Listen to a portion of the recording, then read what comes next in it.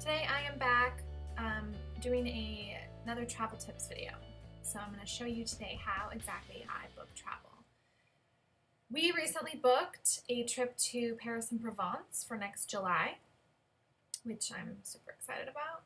And I'm actually going to go through the process today with you of showing you how I'm actually booking that trip. We've actually only booked the big flights from the US to Europe and back. We haven't booked any of the intra stuff, so I'm going to show you today how to book travel. First thing that I do when I'm looking to book travel, especially when we know exactly where we're going and our dates, I set up an itinerary that looks something like this. I personally like Pages, but Word or Pages, whatever you want to do it in. I just set up a really quick document that gives us the days we'll be gone, and then everything of how we're going to get from one place to another, where we're going to stay, all of that information. It helps me kind of know what I've booked and what I haven't. So the first thing you'll notice is I have some things in black and some things in red. All the red are things that I still have to book, and they're the things that I'm going to show you today, how I do the research and how I look into these options. As you can see, I've kind of looked at some of the options already. However, I still have a lot of information to add to this trip. So we're going to go through that today. The first thing you'll notice that's in black is our LAX to Gatwick flight on that Friday in July. We are going to be flying at 7:30 p.m. from LA to London Gatwick on Norwegian. We got an amazing deal. It was something like only like $300 per person one way, which in July to Europe from the west coast of the US is kind of crazy. So we booked that because it was such an amazing deal. I have also booked our return flight from Paris, Charles de Gaulle, to San Francisco on Air France on that Tuesday evening at 4:35. That we booked on Alaska Miles, and we only paid like $90 per person. So literally our whole tickets round trip are about $390-ish. So in July to Paris, this is why we booked it, because it's such an amazing deal. I've also booked our last night in Paris on that Monday. I've booked that hotel already because I had a free hotel night through Hotels.com. So I booked that. Personally, for me, I like to let myself know if I'm booking like through Hotels.com or if I'm going to have something going through my blog with the hotels where we're staying, just so that I remember and keep everything straight. Okay, next thing. I leave everything that's not booked red, and when I book it, I change it to black so that I can remember what I still need to book and what I don't. Okay, so let's get started. So now you can see my screen. I've got my itinerary going on the left. I've got my Orbitz page on the right. So personally, I like Orbitz. I've had really good luck with them in the past. They've been really good to us when things go awry with our plans. And so I try really hard to book as much as possible through Orbitz, as far as flights, car rentals, that kind of stuff. Hotels, I do all through Hotels.com, and we'll look at that later. But for now, my first thing that I need to book, so I have already booked LAX to Gatwick at 7:30 p.m. on Norwegian Air on a Friday in July. Now I will arrive at Gatwick, London Gatwick, at 2 p.m. on the following day, on Saturday. So I have two options that I've kind of thought out on how we want to do this trip. Option one is we can either fly directly to Marseille and stay the night in Marseille, and then we're already in Provence the next day. Or we could fly to Paris, stay at the hotel at Charles de Gaulle, and then get up early the next morning and fly to Provence, fly to Marseille from Paris. Now, option one is our top option, but I will show you the problem. So here's where I put in all my information to start and see what the options actually are to get to where I got this information. So first I'm going to put in London Gatwick. You want to make sure that since we're arriving at Gatwick, don't just search London because it'll search Heathrow and Gatwick. And you don't want to have to land at Gatwick, get in the train, go all the way into London, get in another train, and go back all the way to Heathrow. If you had to do that, you could. However, that would be kind of an annoying thing to have to do. So choose Gatwick. I'd like to fly into Marseille as opposed to Nice because it's closer to where we're going to actually be in Provence. So it cuts out a lot of driving time. So I'm first going to search for Marseille. This is information that you'll want to look up wherever you're headed. What's the best airport for you to fly into? I'm using this as a placeholder date. This is not our actual travel date, but just so that you get an idea. In July on a Saturday what the options are, and then 2 adults because it's going to be Nick and I. So let's go ahead and search that. They are going to be checking all the different options for you for that trip. Now, I look at this already and I can tell you this is not okay for me. This is saying that it's only offered with 1 stop through Iberia, stopping in Madrid.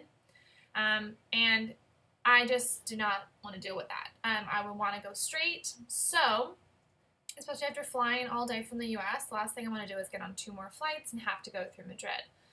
And that's pretty expensive for the amount of miles that you're flying. So, here's what I do. This doesn't show things like EasyJet and Ryanair. So, if we go to EasyJet's website, which EasyJet is a low-cost budget carrier in Europe, I can search for London Gatwick to Marseille, which I know is a route they fly. A really nice thing on their website is if you click London Gatwick and you click this down here, you'll see all the airports they fly to from London Gatwick. So you can find out, do they fly to your specific city? So the problem with EasyJet is, if you notice, they only book about 6 months out. So they're only booking through March right now. So this is why I have in my itinerary fly to Marseille on EasyJet. I have put this in my calendar for about 6 months out, which will be toward the end of this year, for me to check back and check EasyJet. Now, a good way to find out if they'll have times that are even available is checking something that's right now close to your date. So granted, I can't see the July dates because that was like 2 months ago. However, I could pick another kind of summary date, like let's say Saturday or in early September. Show flights, and I can see that they offer at least 2 flights per day to Marseille. Now, I don't know if those times will end up working out for me, but at least I can wait and see because there's no other options through Orbitz, through the major carriers right now. Now, option 2, if we go back to Orbitz, is flying to Paris that night from Gatwick. So I'm going to put in Paris, all airports, because I don't care if we come into Orly or CDG. I happen to know, because I've looked into this, that I think there's more options to CDG, which is Charles de Gaulle, the main airport. But I'm just going to put all airports because it doesn't really matter. Search.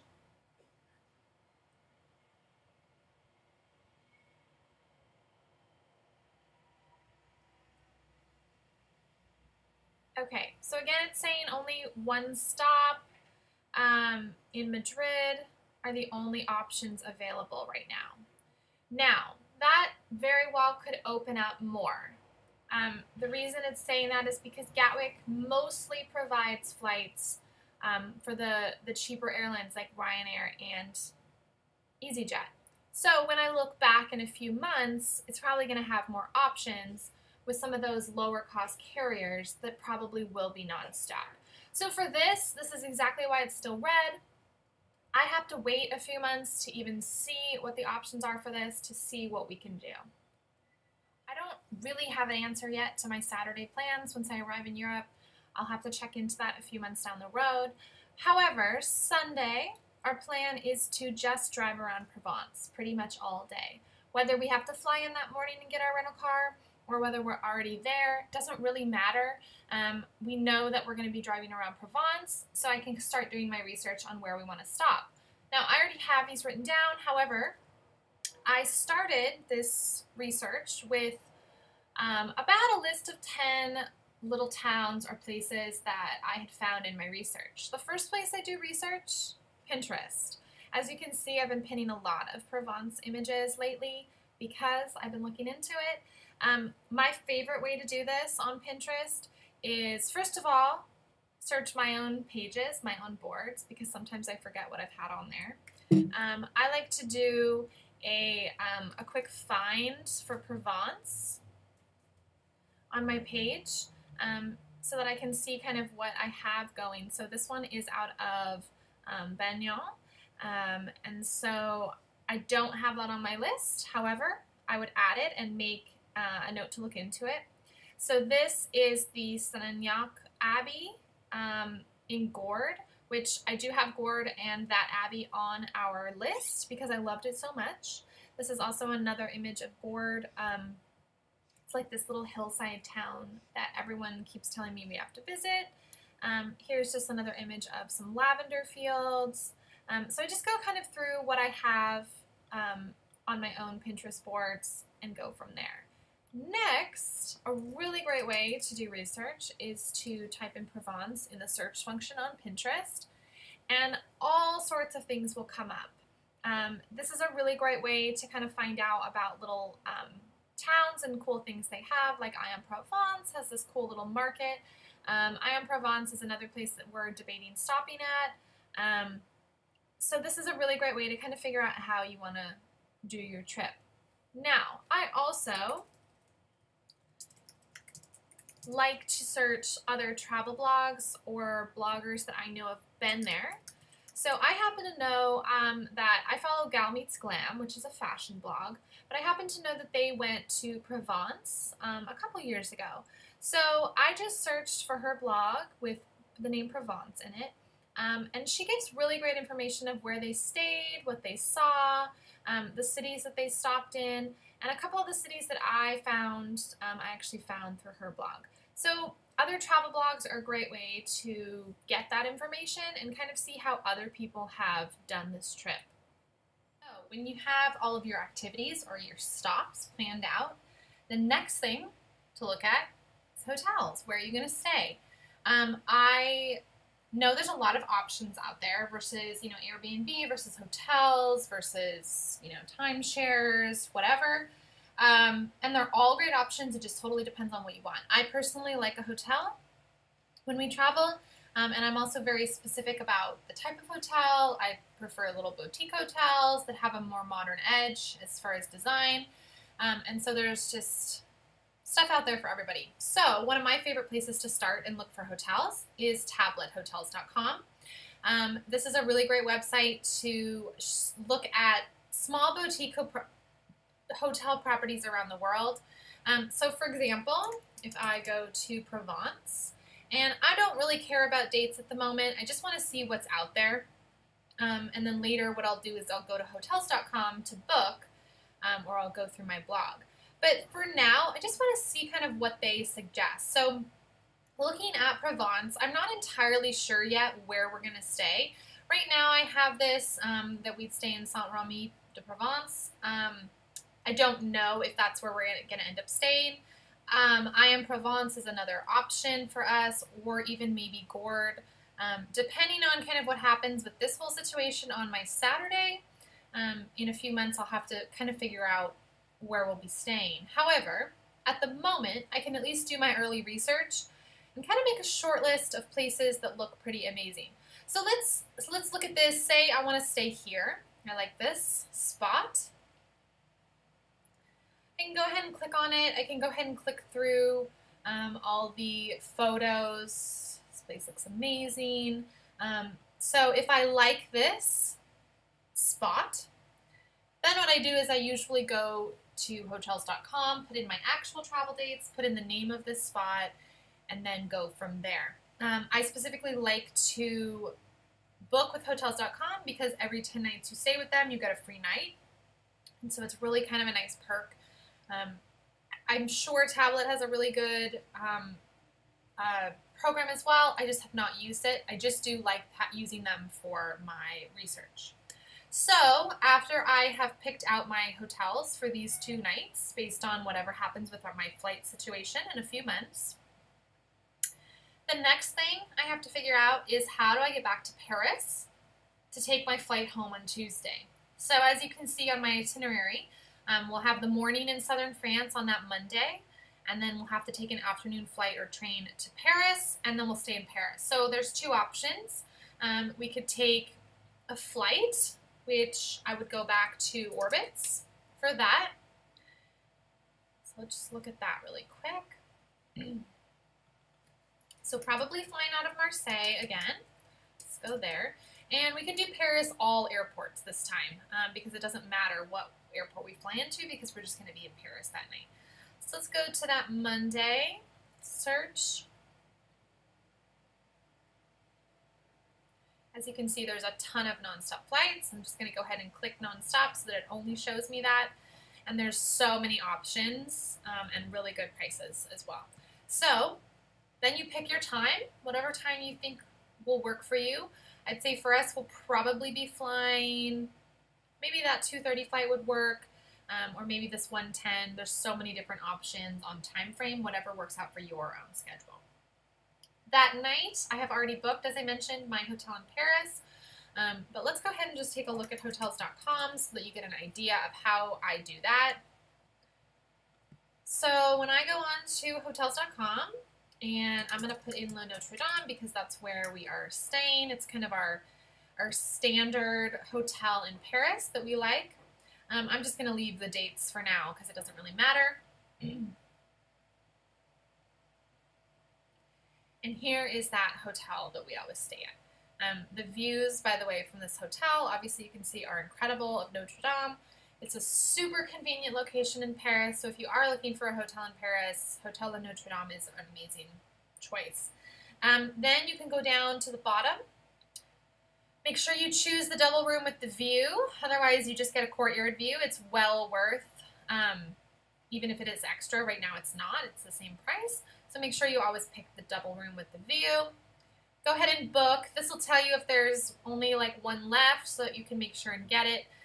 This also includes free Wi-Fi and free cancellation. I always pay a little bit extra to do the free cancellation with Hotels.com because it's a super easy change if you need to make it at the end, if for some reason your trip falls through. And then you can also collect and redeem Hotels.com rewards, which again, every 10 nights you get one free. And so that's an amazing deal. So that's how I actually booked this room. That's why I've already booked it. It's black on my itinerary, because I had a free night and I wanted to just get that taken care of. So with all that said, that is my go-to website itinerary for how I book flights. So I use Orbitz for flights, I use Hotels.com and Tablet Hotels for hotels, and then blogs and Pinterest for all of my research. So that is how I book travel. That is an actual trip we will be taking, and as I mentioned, I do have to wait a few months to kind of finalize all the details, but at least you have a better idea of exactly how I book travel, and if you have any questions, go ahead and leave them in the comments. Otherwise, until my next video, see you later.